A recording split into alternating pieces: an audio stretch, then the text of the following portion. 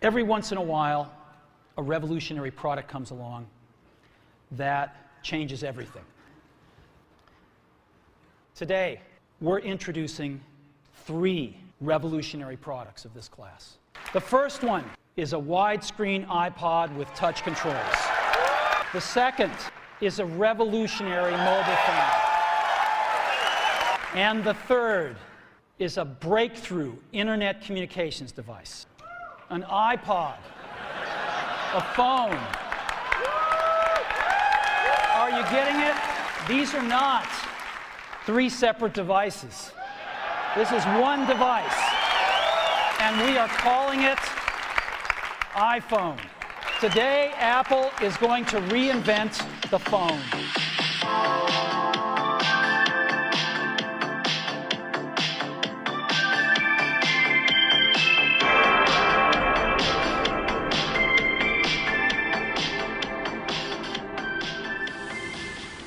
So the day is January 9, 2007. Steve Jobs walked on the stage and introduced something really special. The first iPhone. It was the first phone to be really called the smartphone. He said that the smartphones that were made before the iPhone weren't really that smart. They didn't have much functionality and they weren't easy to use. The problem is that they're not so smart and they're not so easy to use. Phones, regular cell phones are kind of right there. They're not so smart and they're, not so easy to use. But smartphones are definitely a little smarter, but they actually are harder to use. This is what iPhone is.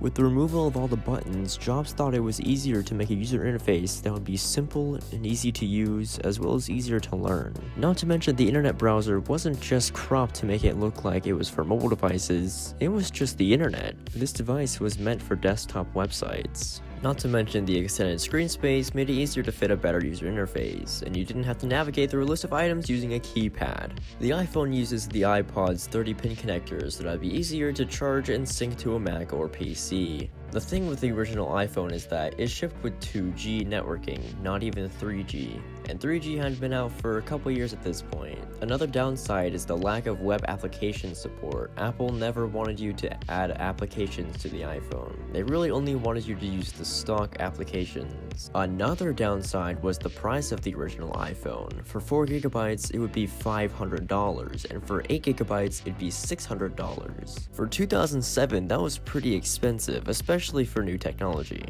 Now, this wasn't without other companies clowning on the iPhone. For example, Steve Ballmer, CEO of Microsoft, had this to say. $500 fully subsidized with a plan? I said, that is the most expensive phone in the world, and it doesn't appeal to business customers because it doesn't have a keyboard, which makes it not a very good email machine. After the announcement of the first iPhone, there were tons of articles telling that the iPhone wouldn't be a success because it didn't have a keyboard. Looking at a report from ABC News from 2007, I think a lot of people were excited about the iPhone, including iJustine. Macworld! It's Macworld! A reporter for the New York Times, David Pogue, had this to say about the iPhone as well. I think the other carriers, and especially the other cell phone makers, are probably licking their chops and saying, hey, we gotta get us some of that. Companies did take time to catch up, however. The iPhone 3G had a chance to come out, and also the iPhone 3GS. However, Android had its first version come out in 2008. The thing about the iPhone 3G is that it was half the price, and it was also twice as fast with 3G networking.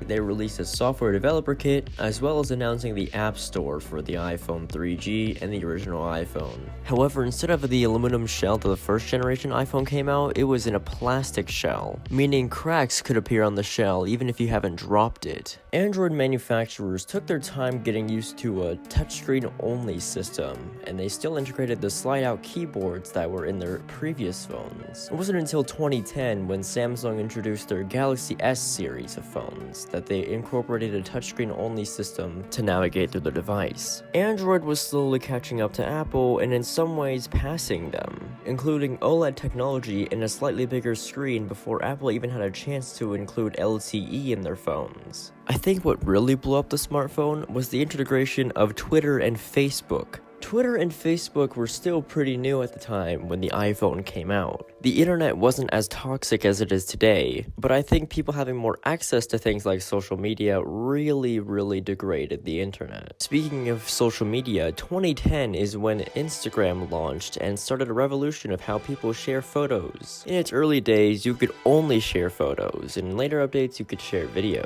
This was a pretty big deal as the iPhone 4 had came out around the same time with a new design, totally not leaked by Gizmodo before it even launched, with a front-facing camera. The iPhone really changed how technology works today, removing all the buttons from the device and instead having each application have its own unique user interface. Times have definitely changed since the first iPhone. The iPhone is really what revolutionized touchscreens, as it's why the iPad exists. Because of the iPhone, there are so many tech companies that have made smartphones. Apple, Xiaomi, Google, OnePlus, Nokia. Some could be good, and some could be really bad. Either way, it's been a long journey since the iPhone came out. Thank you guys for 500 subscribers. This is something I didn't think I would hit very fast. The fact that we hit it in like 4 months after I started making videos again. Thank you guys for watching, and I'll